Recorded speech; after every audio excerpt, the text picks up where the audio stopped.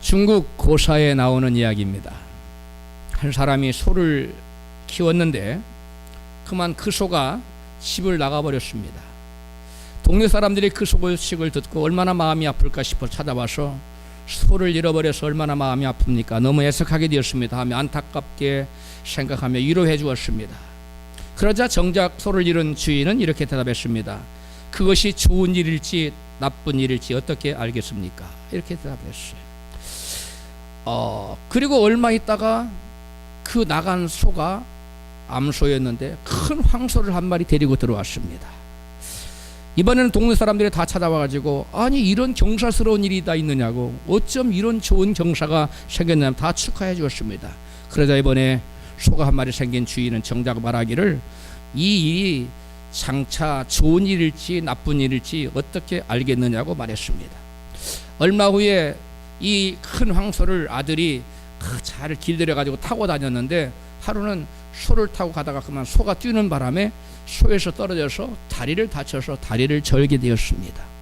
그러자 동네 사람들이 그 소식을 듣고 찾아와서 아니 이렇게 애석한 일이 다 있느냐고, 당신 아들이 이렇게 다리 불구가 되어서 얼마나 안타깝냐고 위로해 주었습니다. 그러자 그 사람이 말하기를 이 일이 좋은 일일지 나쁜 일일지 어떻게 알겠습니까? 라고 대답했다는 겁니다. 그런데 얼마 있다가 그 나라의 이웃 나라와 전쟁이 터졌어요. 그래서 그 다리를 다친 아들 또래의 모든 청년들은 전부 다 어디에 나갔어요? 전쟁터에 나가서 다 죽고 말았어요. 오직 다리를 다쳐서 군대에 가고 싶어도 못 갔던 이 청년만 생명을 보존할 수가 있었습니다. 이것을 우리는 뭐라고 합니까? 전화위복이라고 합니다. 사고가 도리어 그에게 축복으로 바뀐 것입니다. 이 이야기를 들어보면 사람들은 대개 자기에게 어떤 일이 좋은지 나쁜지 잘 안다 못 안다? 잘 모른다. 왜 그렇습니까? 우리는 내일 일을 알지 못하기 때문에 우리는 당장 보이는 것만 다라고 생각해요. 그러나 우리 눈에 보이지 않는 것이 보이는 것보다 더 많아요. 물질적인 것도 그래요. 하물며 영적인 까지까지 하면 얼마나 많습니까? 우리는 극히 제한적인 부분만 알고 듣고 알아요. 소리도 지구가 돌아가는 소리가 엄청나게 큰 소리인데 못 들어요. 개미가 기어가는 소리는 우리가 듣지 못해요. 여러분, 이와 같이 우리 인간은 지극히 제한적인 것만을 보고 느끼고 안다는 거예요. 우리는 모든 것을 알 수 없다는 것입니다. 그래서 지금 나에게 좋은 것이 꼭 좋은 것만은 아니며 지금 나에게 나쁘다고 여겨지는 것이 꼭 나쁜 것만이 아닌 것을 믿으시기 바랍니다. 우리가 나 자신은 물론 누구에게 어떤 사고가 나거나 또는 불행이 닥치거나 하면 제일 먼저 생각하는 것은 죄를 생각하는 경향이 있습니다. 그것은 인간인 본능적으로 여러분 죄를 짓지 않도록 지어졌기 때문에 그렇습니다. 그래서 죄를 지으면 죄가 생각나요. 내가 아닌 다른 사람처럼 무슨 문제가 생기면 저 사람 죄 때문에 그런 거 아니야 라고 말은 안 할지라도 속으로 대부분 사람들이 많이 그렇게 생각을 합니다.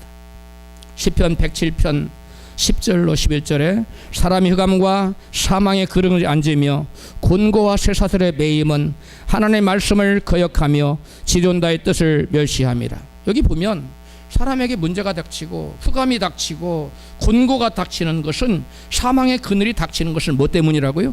쉽게 얘기해서 죄 때문이라고 말씀하고 있어요. 하나님의 말씀을 거스리고 하나님의 뜻을 우습게 여기고, 여러분 하나님 뜻대로 살지 않고 내 마음대로 살면 내 삶 가운데 사망의 그림자와 여러분 곤고가 찾아오고 여러분 흑암이 찾아온다는 것이.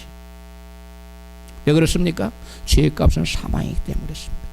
죄의 값은 사망이기 때문에 사망의 그림자가, 사망 자체가 오기 전에 사망의 그림자부터 들이오는 것입니다. 그래서 사람들은 예수를 믿던 안 믿던, 하나님을 알던 모르던 간에 죄를 지으면 본능적으로 뭘 생각하게 되어 있다고요? 죄를 생각하게 되어 있는 겁니다. 그리고 자기 자신의 죄를 돌아보게 되어 있어. 오늘 본문의 흑암에 대한 문제에 대한 사람들의 그와 같은 반응을 여실히 본문에 드러나고 있습니다. 본문 1절 2절 예수께서 길 가실 때에 날때부터 소경된 사람을 보신지라. 제자들이 물어 가로되 랍비여 이 사람이 소경으로 난 것이 네 죄로 인함입니까? 자기입니까? 그 부모입니까? 아멘. 제자들은 날 때부터 소경된 사람의 어두운 상황을 바라보며 그에게 닥친 흑암을 바라보며 사망의 그림자를 바라보고 죄와 틀림없이 상관이 있을 거라고 생각해요. 본인 아니면 적어도 누구에게? 부모에게라도 죄가 있을 것이라고 생각했다는 것입니다. 저 일생에 소경으로 일생을 살아가야 하는 흑암이 찾아온 것은 자신이나 적어도 그 부모의 죄 때문이라고 생각했던 것입니다. 빛이 있어도 보지 못하는 소경. 그래서 앞을 보지 못하는 소경만큼 깊은 흑암 속에 사는 사람이 어디에 있겠습니까? 그래서 본문의 소경은 단지 앞을 보지 못하는 자들만이 아니라 어두운 흑암 속에 사는 모든 사람들의 대명사일 수 있습니다. 본문에 나타난 소경은 단지 눈먼 물리적인 앞을 보지 못하는 그러한 소경만을 의미하는 것이 아니라 모든 인생사의 흑암 속에 갇혀 있는, 어둠에 취해 있는, 환난과 곤고 속에 묻혀 있는 그러한 모든 사람들의 그러한 상황을 대변하는 대명사라는 것입니다. 죄의 값은 사망이기 때문에 죄를 지으면 사망의 그림자인 어둠과 흑암이 찾아오는 것은 너무나도 당연한 것입니다. 그래서 흑암과 곤고가 찾아오면 가장 먼저 내가 하나님 말씀을 거역하거나 하나님의 뜻을 멸시하지는 않았는가, 불순종하지는 않았는가, 나를 돌아보아야만 합니다. 그리고 기도 가운데 하나님의 뜻과 말씀을 거역한 일이 생각나거든 그 죄를 철저히 회개하고 돌이켜야 합니다.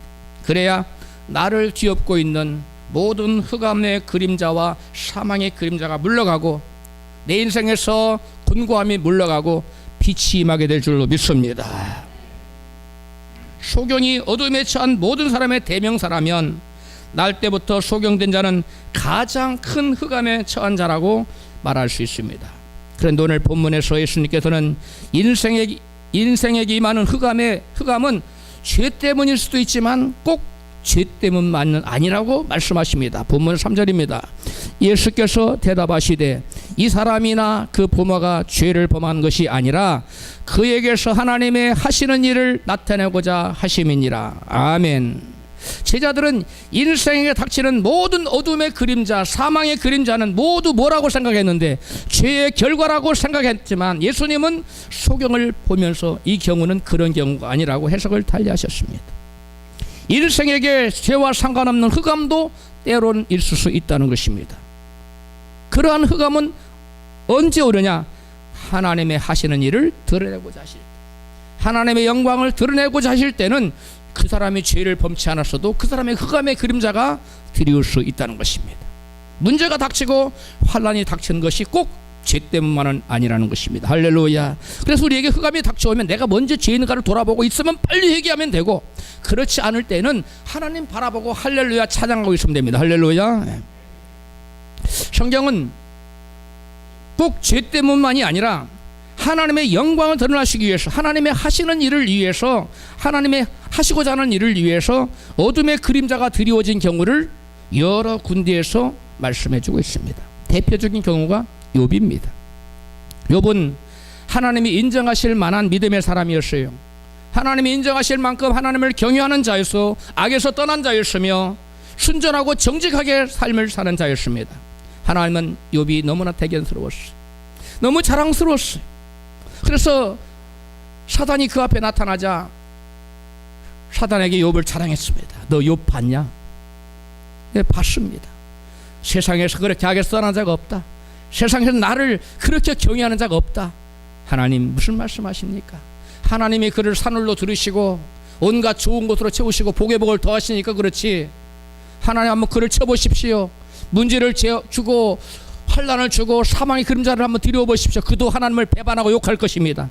그래? 내가 볼 때는 안 그럴 것 같은데, 그럼 네 마음대로 한번 네가 하고자 하는 대로 한번 흔들어 봐라. 그의 믿음을 시험해 봐라. 하나님이 사단에게 욥을 가지고 시험할 수 있도록 허락하셨어요.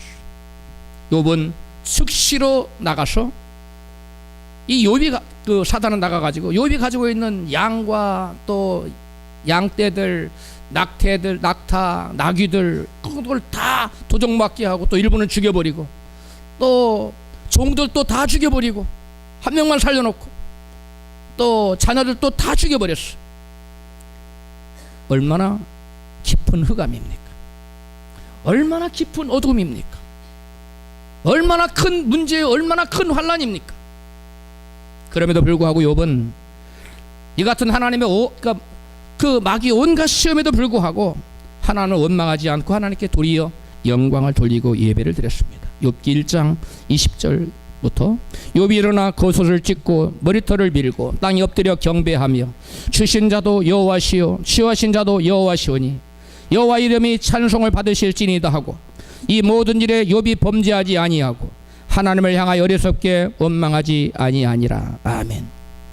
욥에게 닥친 이러한 흑암과 고난은 결과적으로 욥에게 갑절의 축복을 가져다 줬다고 성경은 우리에게 말씀하고 있습니다. 결과적으로는 좋게 되었다는 겁니다.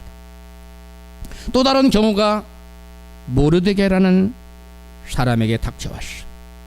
모르드게는 권력자, 그 당시 나라의 제2인자인 왕 다음에 제2인자인 권력을 가진 하만에게 무릎을 꿇고 절하지 않고 아부하지 않았습니다. 그러다가 미움받아서 본인은 물론 그 모르드게에게 속한 이스라엘 민족 전체가 죽임을 당하고 도륙을 당할 그러한 위기에 처하게 됐습니다. 그래 하만이 이 모르드게가 얼마나 괘씸하고 죽이고 싶었던지 그를 죽이고자 자기 집 마당에다가 높이가 50규빗이나 되는 약 25m의 장대를 채워서 거기다 달아 죽이려고. 에스더 5장 14절입니다. 50규빗이나 높은 나무를 세우고 내일 왕에게 모르드게를 그 나무의 달기를 구하고 왕과 함께 즐거이 잔치에 나아가소서. 하만이 그 말을 선히 여기고 명하여 나무를 세우니라. 거기에 지나지 않고 하만은 모르드게만 죽이는 것으로서 자기의 분이 풀리지 않는다고 생각해서 모르드게에 속한 유대인 전부를 어린아이부터 노인에 이르기까지 남녀 유아를 구분하지 않고 모두 다 한날 한시에 죽이기로 왕에게 어인을 받았어. 허락을 받았어. 자기가 모든 돈을 대서 들어가는 경비를 다 대서 그래 일을 하겠다고 일을 벌렸어. 그래서 왕에게 방해가 되는 그 민족을 죽여야 된다고 왕이 뭣도 모르고 어인을 찍어 허락했어. 성경 에스더서 3장 13절입니다. 이에 왕의 조서를 욕조록에 붙여 왕의 각도에 보내니 12월 곧 아달월 13일 하루 동안에 모든 유대인을 노소나 어린아이나 부녀를 막론하고 죽이고 도륙하고 진멸하고 또 재산을 탈취하라 하였더라. 완전히 씨를 말려버리겠다는 거죠.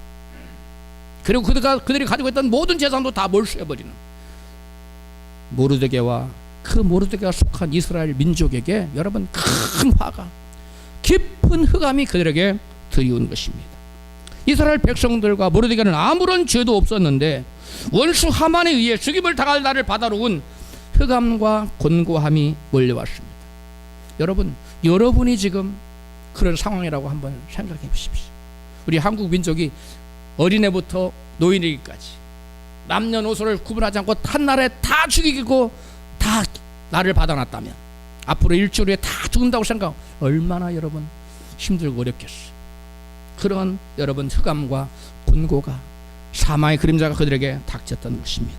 그러나 왕비 에스더가 죽으면 죽으리이다 하고 기도하자 이스라엘에게서 사망의 그림자가 물러가고 빛이 임했습니다. 에스더 7장 9절 모르드게를 달고자 하여 고가 50규빗이나 되는 나무를 하만이 자기 집에 세웠나이다. 왕이 가로되 하만을 그 나무에 달라 하매 모르드게를 달고자 한 나무에 하만을 다니 왕의 노가 그친지라. 9장 10절 모르드게가 왕궁에서 존귀하여 점점 창대하매 이 사람 모르드게의 명성이 각도에 퍼지더라. 유대인이 칼로 그 모든 대적을 쳐서 자기를 미워하는 자 7만 5천인을 도륙하였더라. 10장 3절 유대인 모르드게가 아하수의 왕의 다음이 되고 유대인 중에 존귀한 자가 되었더라. 아멘. 여러분 모르드게와 이스라엘 민족에게 닥친 깊은 흑암과 사망의 그림자는 그들에게 결국 좋은 것이었습니까? 나쁜 것이었습니까? 좋은 것이었습니다. 모르드게는 왕 다음가는 제2인자가 되고, 그리고 이스라엘 나라 백성들은 여러분 그들이 사는 수산석에서 아주 존귀한 그러한 대접을 받게 되었습니다. 여러분 오늘 본문에서 보니까 그들에게 닥친 환난과 여러분 고난은 그들에게 죄 때문에 다가온 것이 아니었는데, 그 결과로 예수께서 말씀하신 것처럼 그들에게 닥친 환난과 사망의 그림자는 무엇 때문이었습니까? 그들을 통해서 하나님의 하시는 일을 나타내시고자, 하나님의 영광을 드러내시고자 여러분 모르드게와 유대인들을 잠깐 사용하셨다는 거예요. 그들이 죄가 없음에도 불구하고 사망의 그림자와 깊은 흥압 속에 잠시 빠졌던 것입니다. 우리가 세상 삶을 살 때도 이와 같을 때가 있을 수 있습니다. 내가 잘못이 없는데도 불구하고 하나님이 저와 여러분을 통해서 하나님이 하시는 일을 나타내고자, 하나님의 영광을 드러내고자 때때로 여러분 환난과 시험의 깊은 바람 그리고 깊은 흑암이 우리에게 찾아올 수가 있다는 것입니다. 모르드게와 이스라엘 민족에 닥친 이러한 흑암의 고난은 여러분 결과적으로 좋은 일이었다는 것입니다. 하나님을 사랑한 자에게는 모든 것이 합력하여 선을 이루는다는 말씀이 이루어진 것입니다. 그러나 그 사람들은 이것이 자기에게 좋은 일이 나쁜 일인지를 모르고 통곡하고 막 부르짖고 기도했지. 그러나 하나님은 사랑하신 자에게 결과적으로 좋은 것을 주신 줄로 믿습니다. 뿐만 아니라 다니엘에게도 죄 없이 흑암에 처하는 고난이 임했습니다. 다니엘의 정적들은 다니엘이 빈틈이 없고 너무 지혜로워서 이들이 따라갈 수가 없는 거예요. 어떻게 하면 다니엘을 거꾸로 드릴까? 다니엘은 기도를 쉬지 않더라. 그것을 통하지 않고 이스라엘을 무너뜨릴 수가 없다 해서 다니엘의 기도하는 것을 흠을 잡아서 죽일 계획을 세웠습니다. 다니엘서 6장 10절입니다. 다니엘이 이 조서에 의인이 찍힌 것을 알고도 자기 집에 돌아가서는 그 방에 예루살렘을 향하여 열린 창에서 전에 행하던 대로 하루 3번씩 무릎을 꿇고 기도하며 그 하나님께 감사하였더라. 12절 이에 그들이 왕께 아뢰되 왕이여, 왕이 이미 금령에 의인을 찍어서 이제부터 30일 동안에 누구든지 왕 외에 어느 신에게나 사람에게 구하면 사자굴에 던져넣기로 하지 아니하였나이까? 왕이여, 다니엘이 왕과 왕의 의인이 찍힌 금령을 돌아보지 아니하고 하루 3번씩 기도하나이다. 16절 이에 왕이 명함에 다니엘을 끌어다가 사자굴에 던져 넣는지라. 아멘. 여러분 다니엘이 무슨 죄를 지었습니까? 하나님께 기도한 것 외에는 여러분 죄 지은 일이 없습니다. 그럼에도 불구하고 다니엘에게 끔찍한 사망의 그림자가 그에게 몰려왔습니다.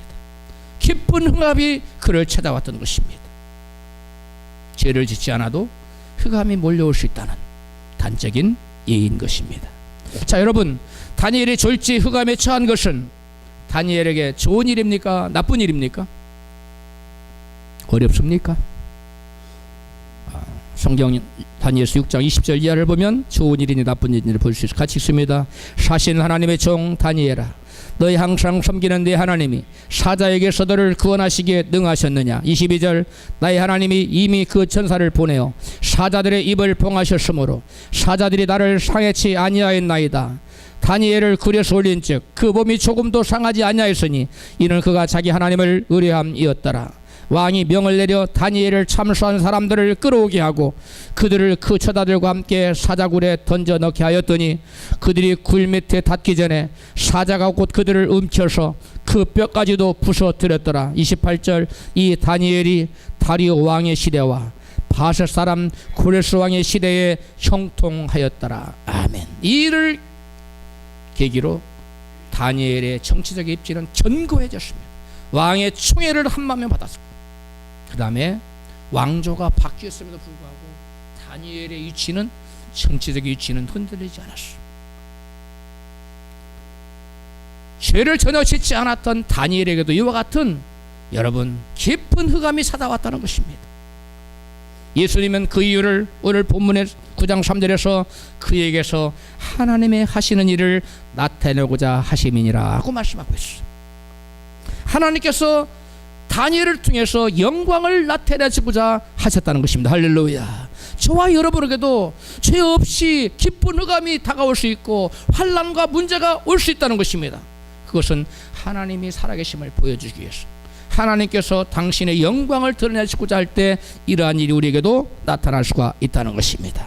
하나님께서는 다니엘을 통하여 하나님 살아계셔서 천지 만물을 지장하고 계심을 나타내기 계시를 원하셨어요. 다니엘서 6장 25절부터 이에 다리오 왕이 온 땅에 있는 모든 백성과 나라들과 각 방언하는 자들에게 조서를 내려 가로되 내가 이제 조서를 내리노라. 내 나라 관할 아래 있는 사람들은 다 다니엘의 하나님 앞에서 떨며 두려워할지니 그는 사시는 하나님이시요 영원히 변치 아니하실 자시며 그날은 망하지 아니할 것이요 그 권세는 무궁할 것이며 그는 구원도 하시며 건져내기도 하시며 하늘에서든지 땅에서든지 이적과 기사를 행하시는 자로서 다니엘을 구원하여 사자 입에서 벗어나게 하셨음이니라 하였더라. 아멘.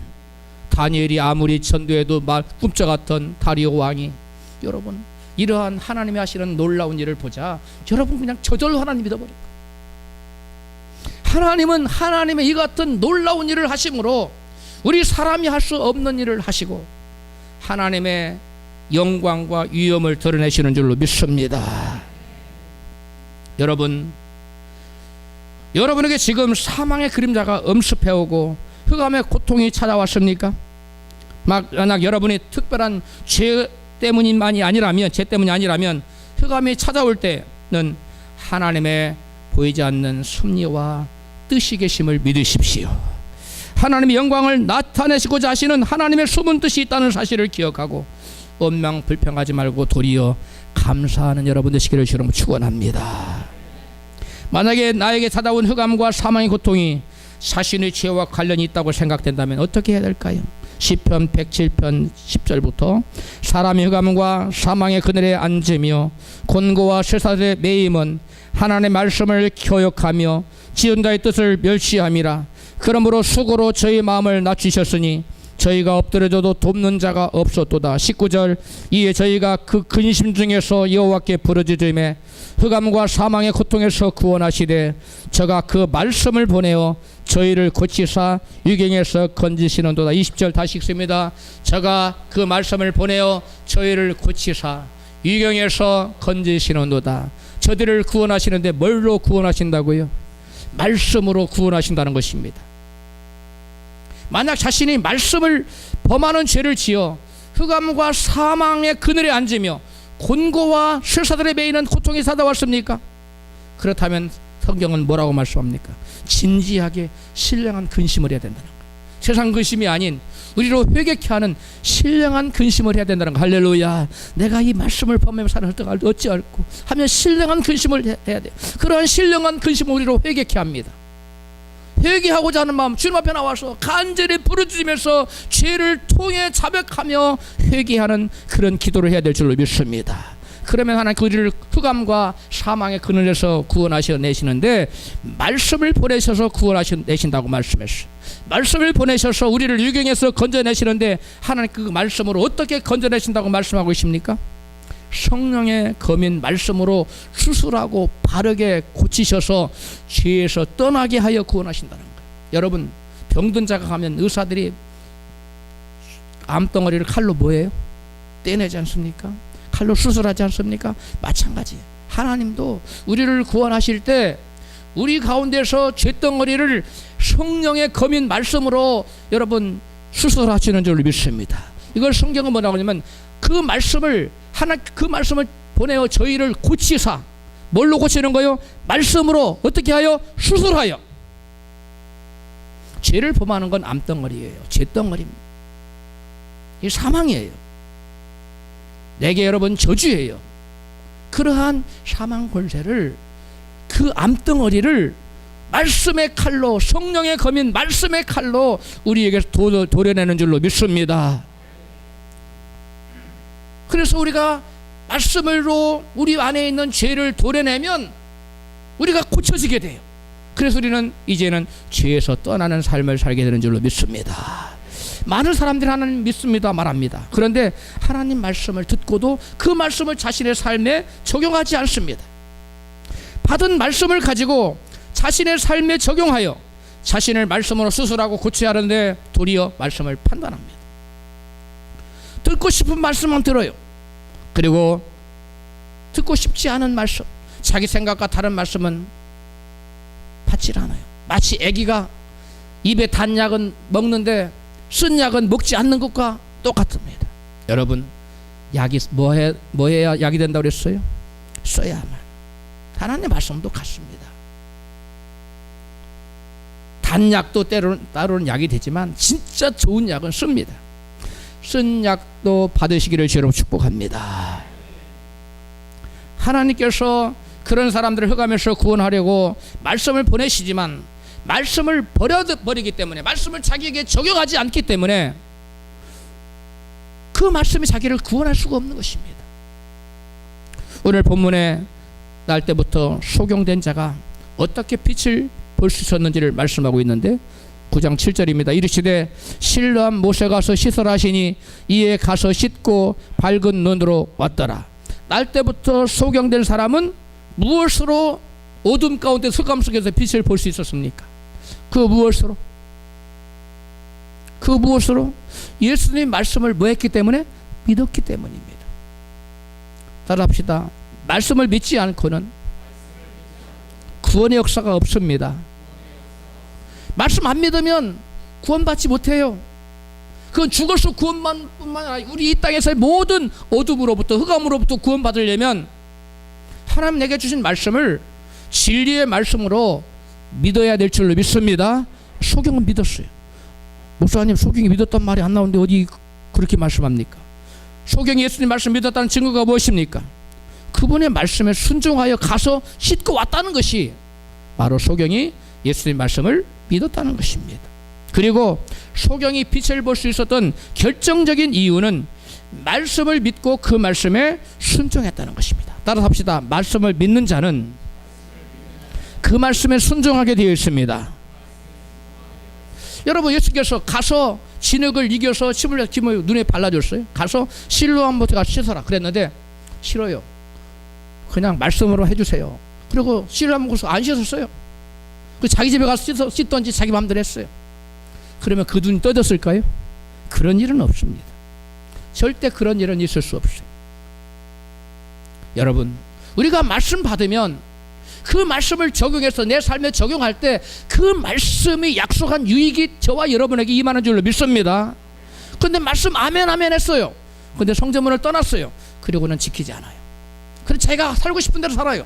그럼 그 말씀은 자기에게 아무런 유익을 가져다 주지 못합니다. 여러분, 신앙생활에서 가장 중요한 것은 여러분 신앙의 첫걸음이라고 할 수 있는 두 가지가 있어요. 이것을 넘지 못하면 신앙은 온전한 신앙이라고 할 수 없어요. 하나님 인정하는 신앙이 될 수 없어요. 첫 번째가 주일 성수입니다. 따라서 합시다. 첫 번째가 주일 성수입니다. 같이 읽습니다. 출애굽기 31장 16절 시작. 안식일을 지켜서 그것으로 대대로 영원한 언약을 삼을 것이니 이는 나와 이스라엘 자손 사이에 영원한 표징이며 나 여호와가 엿새 동안의 천지를 창조하고 제7일에 쉬어 평안하였음이니라 하라. 아멘. 여러분, 주일 성수를 안 하면서 신앙이, 자기 자신의 신앙이 성장하기를 원하거나 흑암에서 구출받고 구원받기를 원하는 것은 사막에 가서 물을 얻고자 하는 사람과 똑같은 거예요. 사막에 가서 아무리 돌아다녀보세요. 물이 나오는가? 없습니다. 여러분, 왜 그래요? 안식일은 하나님과 나와의 관계를 뭐 해주는 거예요? 관계를 맺어주는 거예요. 내가 안식일을 지킴으로써 나는 하나님은 나의 하나님이고 나는 하나님의 자녀라는 관계를 여러분 뭐가 된다고요? 뭐가 된다고 했어요? 영원한 언약을 삼아주는 거예요. 내가 언약 백성이라는 것을 여러분 관계를 맺는 거예요. 계약을 맺는 거예요. 그래서 나는 하나님 백성이고 하나님은 나의 하나님이라는 여러분 그 표징으로 여러분 주일을 성수하라고 하신 거예요. 할렐루야. 그러므로 여러분 내가 하나님의 백성이라는 그 증거가 어디 있느냐? 그 표징이 어디 있느냐? 내가 주일을 성수함으로써 하나님과 나와 뭐가 맺어져요? 관계가 맺어지는 거예요. 하나님 나의 하나님, 나는 그의 백성. 하나님 나의 아버지, 나는 그의 자녀. 이런 관계를 맺어주는 게 뭐냐면 주일을 성수함으로, 안식일을 거룩히 지킴으로 하나님과의 나의 관계가 맺어진다는 것입니다. 할렐루야. 교회를 오래 다닌다고 하나님 말씀이 내게 이루어지지 않습니다. 교회를 오래 다녔던 하나님 약속의 말씀이 내게 이루어지지 않습니다. 어떤 집사님이 교회를 오래 다녔습니다. 근데 곰곰이 생각해 보니까 뭐 하나가 자기한테 제대로 된 게 아무것도 없는 거예요. 그래서 어느 날 토요일 날 오전에 작심하고 자기 자신을 돌아보기로 생각했어. 내가 명색이 교회 집사인데 내가 교회 과연 신앙생활 어떻게 하는지 돌아봤어. 돌아봤더니 자기가 11조는 드린다고 드리는데 주일 성수를 못하고 제대로 주일 성수를 못하는 자기 자신의 모습을 바라봤어. 내가 소위 집사라고 명색이 집사라고 하는 자가 주일 성수 하나도 제대로 못하면서 하나님께 내가 복을 받기를 원했구나 하고 그날 즉시 깨달은 즉시로 스스로 앞으로는 어떠한 일이 있어도 주일 성수를 하겠다고 결단하고 주님 앞에 무릎을 꿇고 하나님께 얘기했어. 하나님, 제가 명색이 오래 교회 다녔다고 집사라고 해서 주일 성수 하나 제대로 못했네요. 앞으로는 제가 어떠한 일이 있어도 주일 성수 하나만큼은 철저히 하겠습니다 하고 하나님께 약속하는 기도를 드렸어요. 할렐루야. 잘했어요? 못했어요? 너무 잘한 거죠. 그러고 나서 점심 먹고 이제 좀 지났는데 오후 늦은 시간이 됐는데 어디서 때르릉 전화가 왔어. 어디서 왔느냐? 자기가 그토록 계약을 맺고 싶었던 서울구치소. 서울구치소가 지금은 저기 어디 인도권인가 어디로 갔던데 옛날에는 서대문에 있었어요. 에? 그 서울구치소 그 매점을 자기 인수해요. 매점은 그날의 노다지라고 그래요. 워낙 돈을 잘 버는 곳이. 그래서 그것을 인수하고 싶었는데 경쟁이 너무나 치열한 거예요. 하나님 기도했어. 그런데 토요일 날 전화 왔어요. 여보세요. 저 매점 사장인데 내일 11시에 만나서 계약합시다. 내일 11시면 무슨 시간이에요? 주일이에요. 지금 조금 전에 오전에 뭐 하기로 결단했어요? 어떠한 일이 있어도 주일은 뭐 한다? 범하지 않겠다고 하나님께 약속했는데 내일 11시에 그 계약하자는 거. 그러면 보통 사람 같으면 하나님 딱 한 주만 연기할게요. 다음 주부터 내일 계약하고 그 다음 제대로 할게요. 할 수 있을 것입니다. 그런데 이분은 도저히 그럴 수가 없었어요. 자기가 내일을 범하면 내일 주일을 범하면 자기는 죽는 날까지 주일을 범할 수밖에 없는 사람이 될 거라는 생각이 들었어. 그래서 이를 악물고 순간 지내보겠는데 너 저 내일 못 갑니다. 왜요? 내일 교회 가면 그래 저쪽에 당신 미쳤어? 이 중요한 계획 당신 말고 저 줄 섰는데 이 얘기는 없던 일로 하겠어. 전화를 딱 끊어버려 생각을 해. 얼마나 황당 얼마나 마음이 괴롭겠어.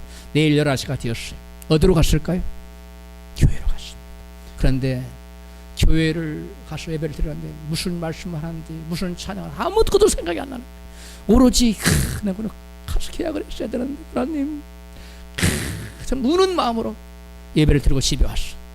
낙심이 천만해서 집에 왔어요. 한참 지났는데 때랑 전화가 왔어.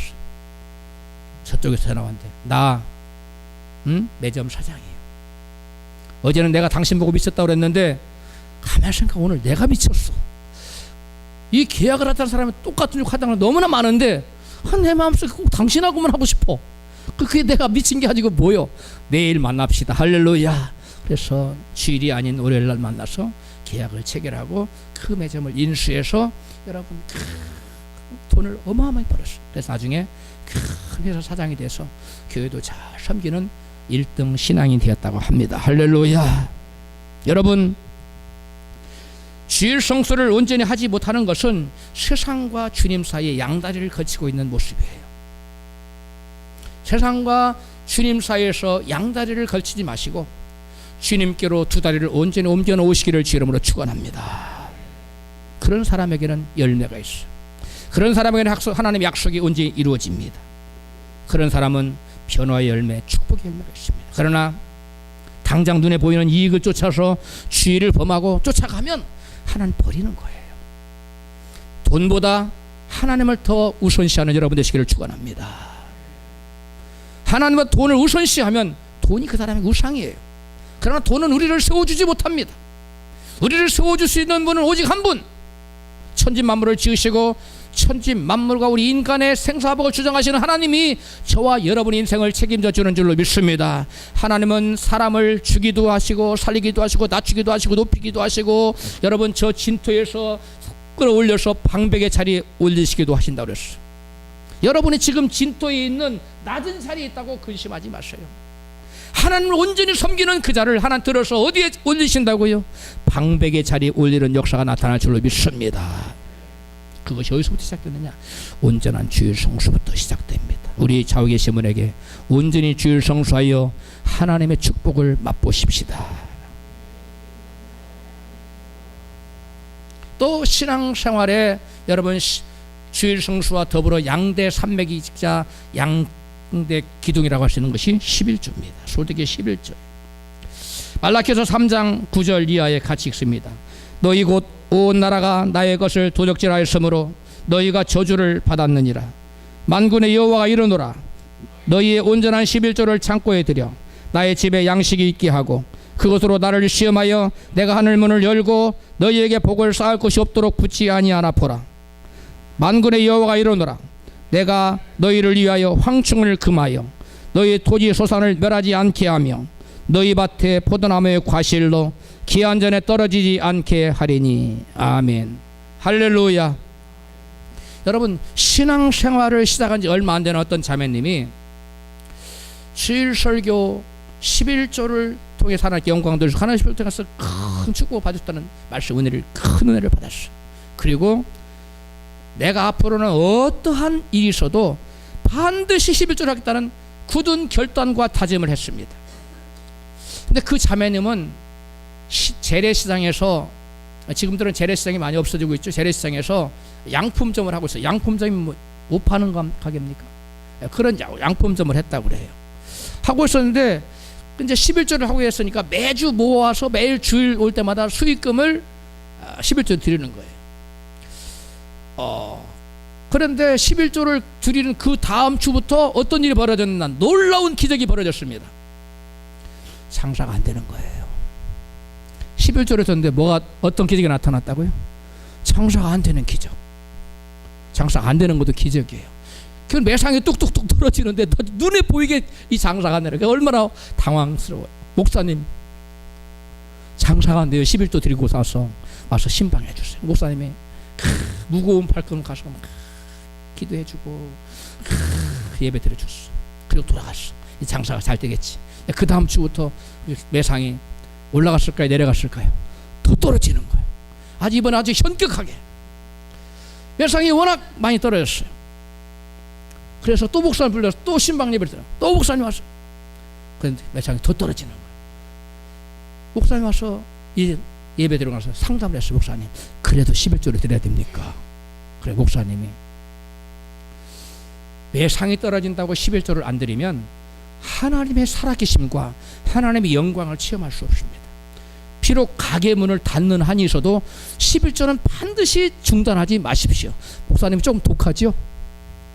응? 그쯤 되면 좀 장사 좀 수입 좀 오르거든 나중에 이렇게 할 수도 있는데 아니에요. 반드시 11조를 중단하면 안 됩니다. 그러고 갔어.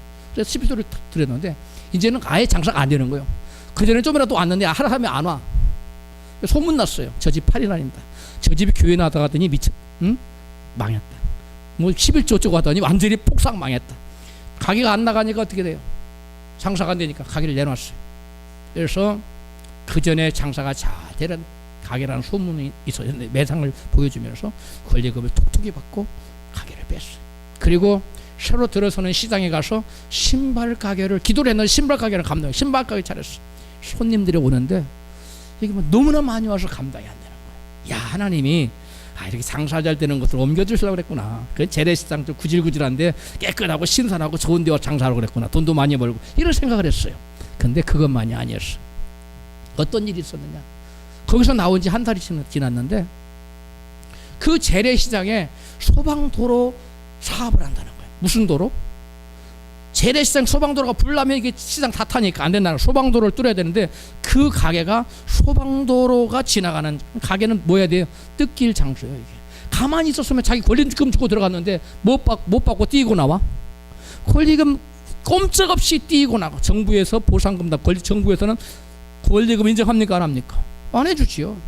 그러니까 여러분 뛰고 나가야 되는데 자기는 권리금 다 받고 나와서 새로운 가게를 차리셨어요. 근데 그 자리에 가만히 앉아 있었더라면 권리금 날려버리고 새 가게를 전혀 차릴 수가 없었어요. 가게라는 것이 가격이 다 대부분 뭐예요? 권리금인데 그걸 다 날려버리면 무슨 가게를 차릴 수 있어요? 하나님이 그것을 아시고 이 자매가 하나 소득의 11조를 드리라는 말씀에 순종하여 11조를 드리는 말씀에 순종하여 11조를 드리기 시작하니까 하나님이 역사하기 시작했어요. 사람들의 마음을 거기 가지 마라. 들어간 사람 뒷덜미 잡고 들어가지 말라니까. 하나님 다 이리 빼고 저리 빼가지고 그거 못 가게 했어요. 왜? 가게 뭐 하라고? 빼라고. 여러분, 내가 하나님 말씀대로 살았는데 하나님 말씀을 범하지 않았는데도 흑암이 다가올 수 있다는 거예요. 우리 인간에 볼 때는 꼭 좋은 것만 좋은 거예요. 장사가 잘 되면 좋은 거라고 생각해요. 그러나 여러분, 장사가 안 되는 망하는 것도 하나님 보실 때는 좋을 때면 그걸 허락하신 줄 믿습니다. 그럼 하나님이 소득의 11조를 드리라고 그 말씀을 듣고 순종하니까 황충을 그만해 주겠다는 약속의 말씀을 지켜주잖아요. 열매가 기한 전에 떨어지지 않겠다는 약속을 지켜주잖아요. 여러분, 사람이 아침 일찍 일어나고 밤에 늦게 누울지라도 여호와께 성을 세우지 아니하시면 세우는 자의 수고가 헛된 줄로 믿습니다. 여러분, 아무리 힘쓰고 애쓴다고 되는 거 아니에요. 우리 옛날 말에 뭐 여우가 돌아봐도 돌아봐야 산다는 말이 있지요. 여우가 뭘 우리를 돕겠어요 하는 말이지. 뭐라도 좀 도와줬으면 좋겠다는 간절한 소망의 말 아닙니까?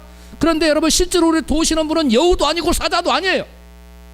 천지를 지으신 하나님, 우리 인간의 생사복을 주장하신 하나님, 우리에게 생명을 준 하나님이 저와 여러분에게 물질도 주고 은혜도 주고 축복도 주는 줄로 믿습니다. 내 힘으로 살려고 하는 모든 여러분 시도를 포기하십시오. 이제부터는 내 힘으로 살려고 하지 말고 하나님의 공급하여 주는 힘으로 사시기를 결단하시는 여러분 되시기를 주의 이름으로 축원합니다.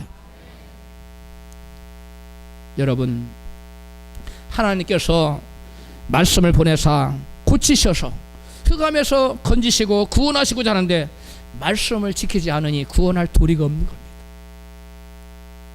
하나님께서 내게 복을 주시고자 하는데 말씀을 범해버려요.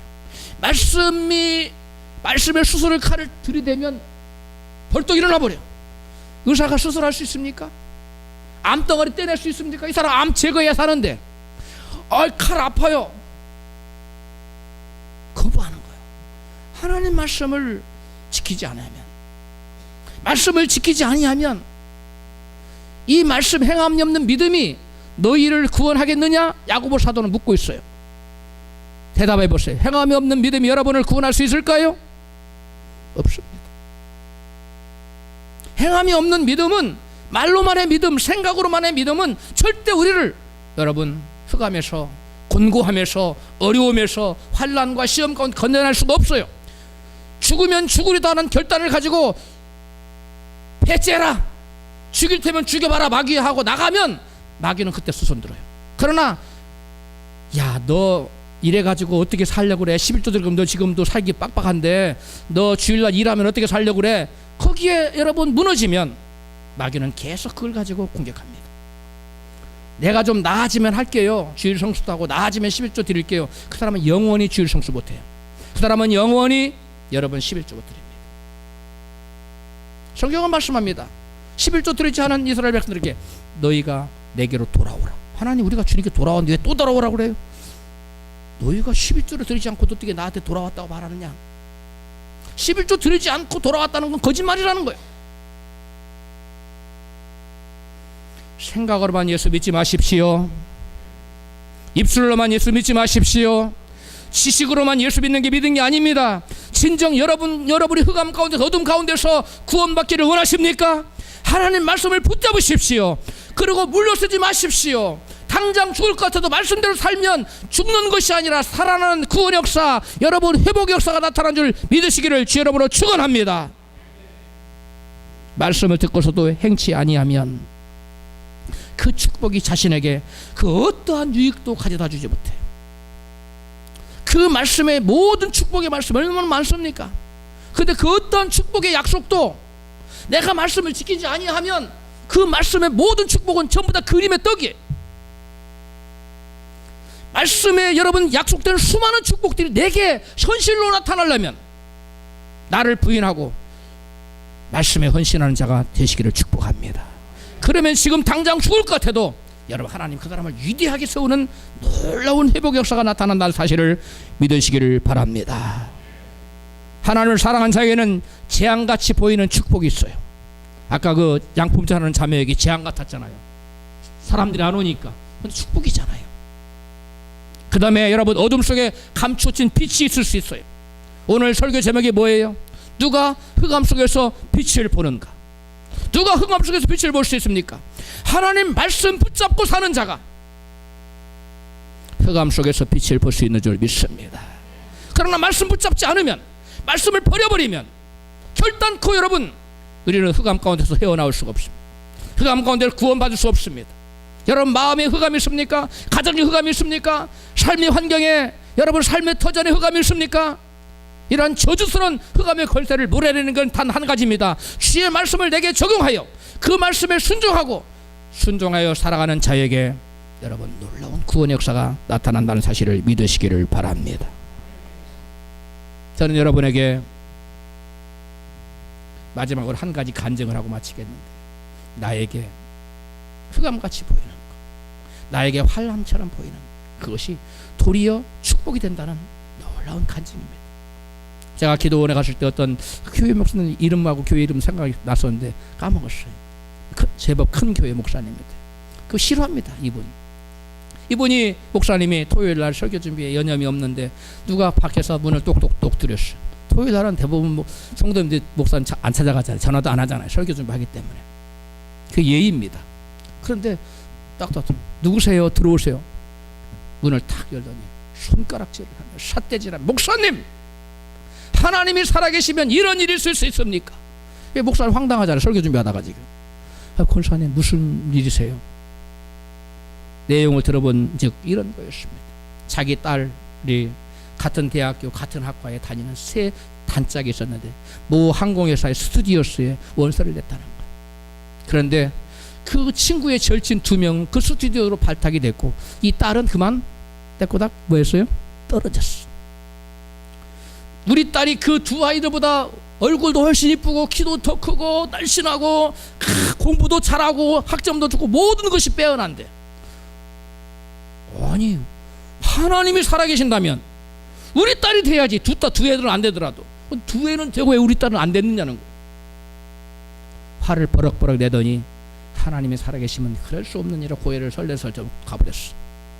그러고 나서 몇 달이 지났어. 이번에도 주일날 누군가가 토요일날 설교 준비 여념이 없는 목사님 사무실에 문을 두드렸어요. 누구세요? 들어오세요. 옛날에 그 권사님이었어.